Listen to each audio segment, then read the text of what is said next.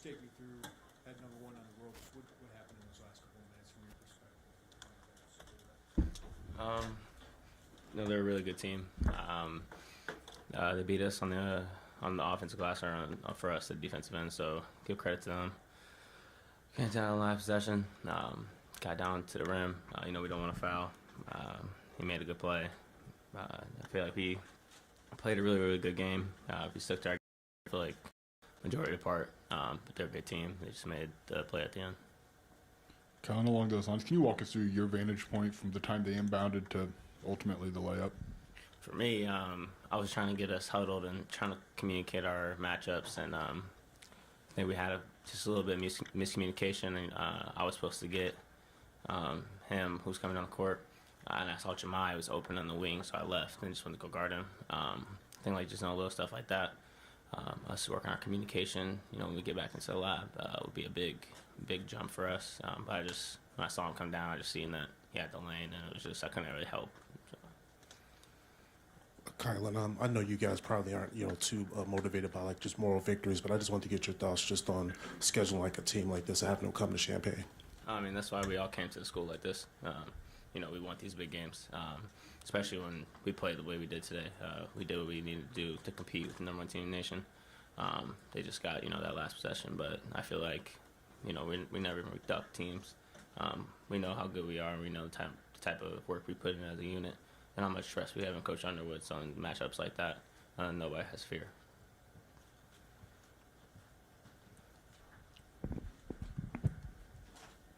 Colin, we heard Brad say on the radio that you guys need to grow a little bit in the late game. What do you see with that in terms of areas to improve to get more of what you want in the end game situations? Communication.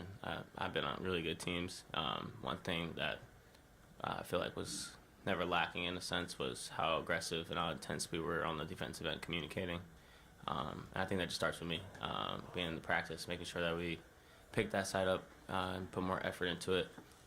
You can strike fear into teams. I said that before, and you never have mishaps and some late switches or something like that if everybody's just on the same page. Yes, you mentioned communication a few times. Is that just a factor of a bunch of new guys playing together, or do you just think that it's anything more than that? I think, young, new, being in those type of games, a lot of them don't know, situations like that. I think it's good, though, that these type of games are happening, earlier on the side of the season against really good teams, and we can watch the film and realize, little stuff like that we can just make sure we close out a game. Was the style of this game maybe what you expected going in, and how do you feel like your team handled what was kind of stop and start, maybe not a lot of flow with all the foul calls? No, for sure. They're a great defensive team as well. It was a really gross game in the first half, but we knew they were going to be very, very physical. They were going to be aggressive on the defensive end. Excuse me. But, we expected that. I watched a lot of film on them. They did a great job, but I feel like, even though with how good a defensive side they were, I think we'd still execute our stuff. To pick up 2 fouls early and then sit on the bench for a while, what did it take for you mentally to come out and finish with 2 fouls, play hard defense regardless of that? That doesn't faze me. I'm trying to win the game at all times. I feel like that's my fault. I can't put myself in those situations where I got to come out early.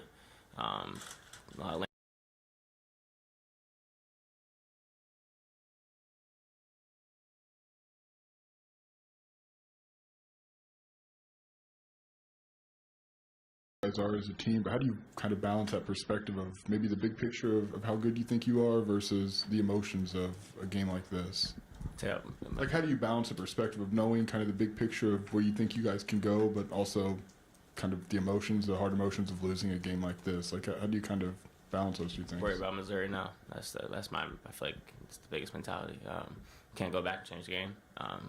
Just watch the film, fix the little things that we need to work on. And continue to put trust into each other and to Coach Underwood. When how great you are, you can't get little stuff like this. You can't let it bother you too much.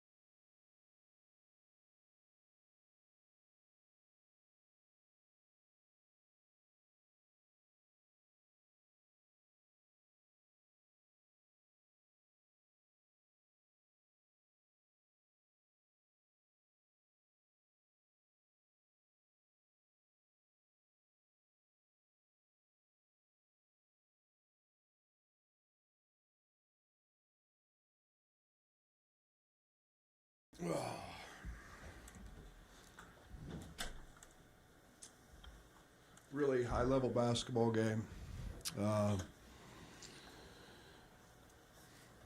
They're number one for a reason, and they're. I think we stressed them. They stressed us.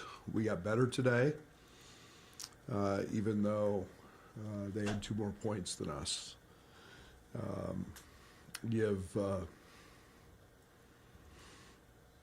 Had the ball last and made the play. So much respect for Rick, the job that he's done everywhere he's been along the way. They have always been a winner, and you know what you're getting. That made our team better today. A game that was a rock fight.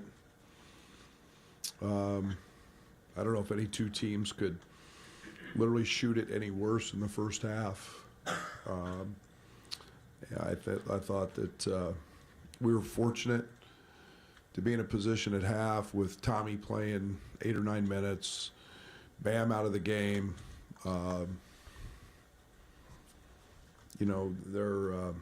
Lanier got going in the first half, 17 points on 17 shots. I'll take that, most every single night. But then I thought the couple of deciding things. I thought Milicic on the glass was really big. We let Gainey get going. We had a 6-point lead in a stretch where we didn't guard.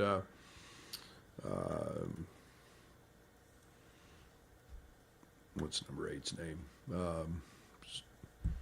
Anyway, he hits a 3, and then we lose Gainey right off a little floppy action, and he hits a 3, and let him get his head up and get going. But wish I had the last 5 seconds over. I would have called timeout, and give Gainey credit. He made a heck of a play. But that's where this team has to continue to grow, and I've got to help them grow with communication. Ran a bad side out of bounds play, the one we always run. Didn't execute it, and you do those in the last couple minutes, you're going to lose to number 1, and we did today.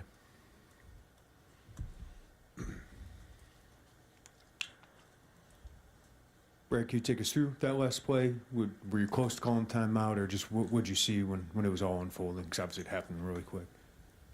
No, I think it's just common sense that you want to call a timeout after a free throw so you can get your defense set.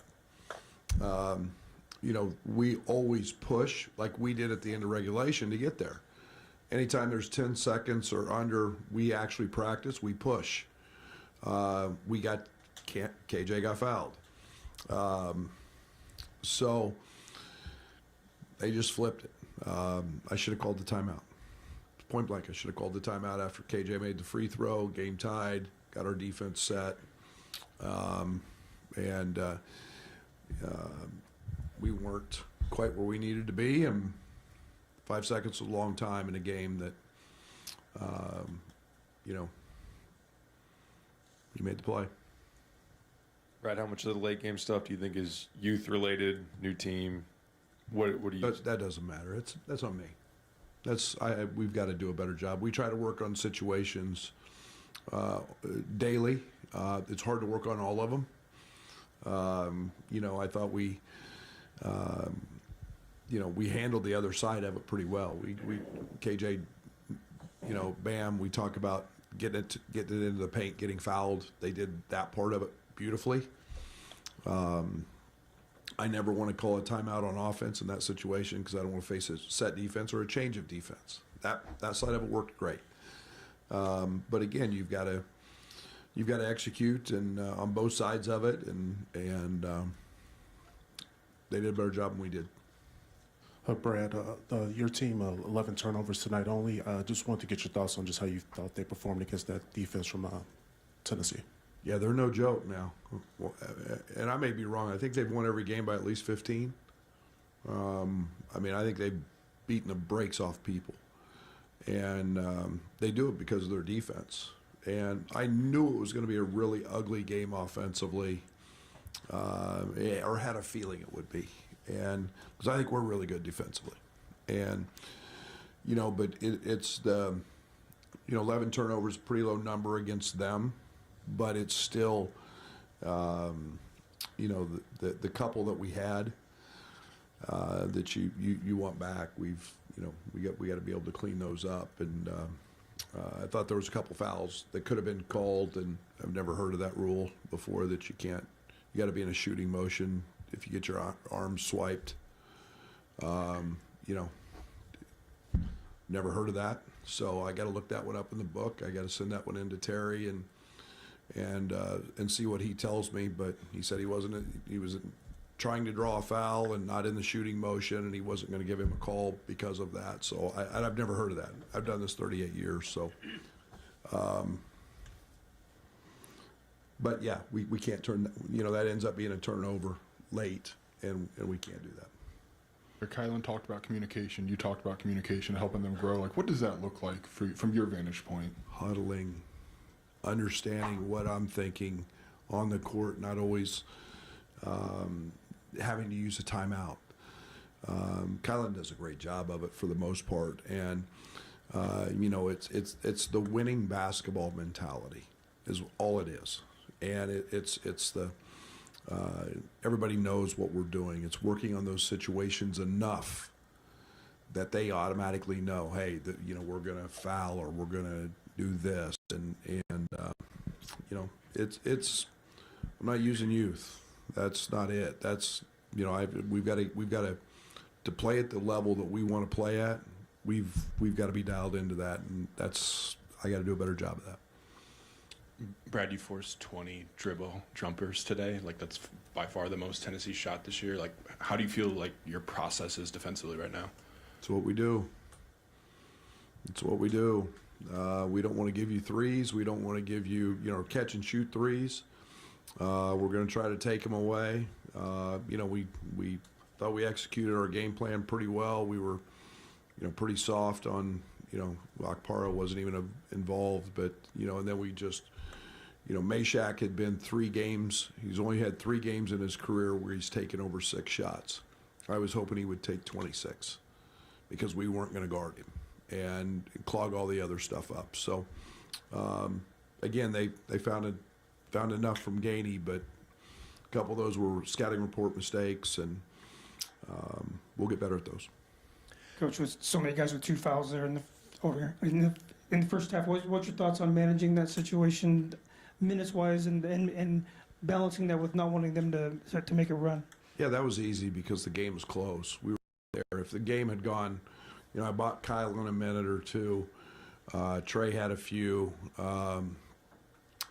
Tommy had picked up a couple of, just protecting the rim. But as long as the game was close, I didn't have to go much either way. I thought our bench did a nice job of fighting that,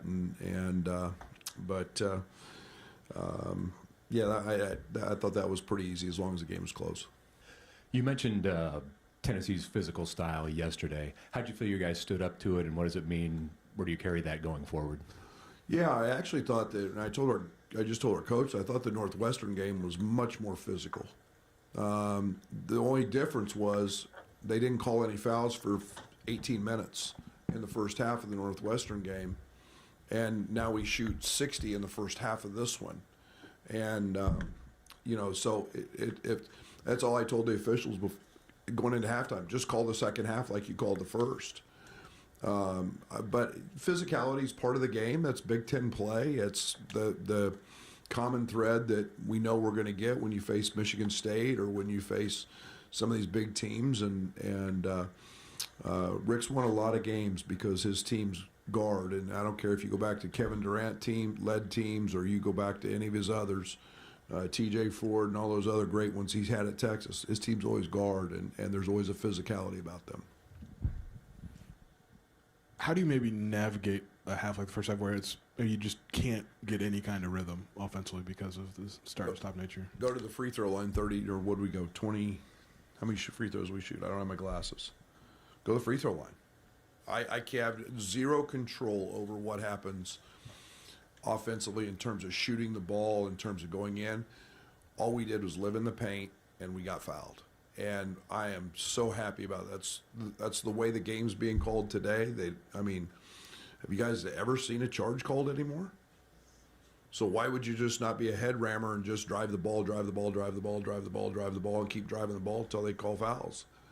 And if you do that and pitch it out, shoot threes. And so the game's never going to be pretty when it's like that, but if that's what it takes to beat Tennessee, we're going to do that. Gosh, you guys let me off easy. Oh. Brad, I guess Stat Broadcast has you for 8 of 17 on layups. You just talked about their physicality and the way they defend the rim. You're going to see that in Big Ten play. Is that a product of how Tennessee guards, and is it concerning to you, or is it something that you've got to figure out how to finish? Yeah, we have to finish. You can't get any better shot in a layup, and you got to be on balance, and you got to, I would much rather us get fouled than shoot a layup. I would much rather us, instead of going up there and throwing something, and I would just 2-foot jump stop and get fouled, because those are all, there's a negative reaction that has to happen on that other bench when you get fouled. So, but yeah, we got to make them. We got to make them. And, you shoot under 50% on the easiest shot in the game. So let's get fouled. I know two different situations, but the two sideline inbounds, the one that KJ had to get from the corner and the one that the pick six. Did you see anything like a common thread on those, or what was your vantage point on each of those? Poor execution. Plain and simple.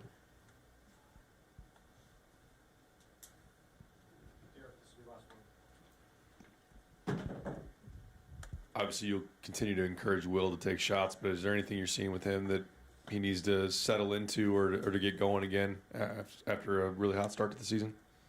It's what happens when you get off to a really hot start and you start not playing 30-point win bye games. It's really simple. You start, I wish we didn't have to play any of those bye games and let them all be real games like this one. And that's how you get better. And you don't build false realities. He's at the top of the scouting report. He's a great, great player. And I just want him to keep shooting open shots, because he's an elite shooter, and some of those deals are going to happen. Okay, thank you. Thank you.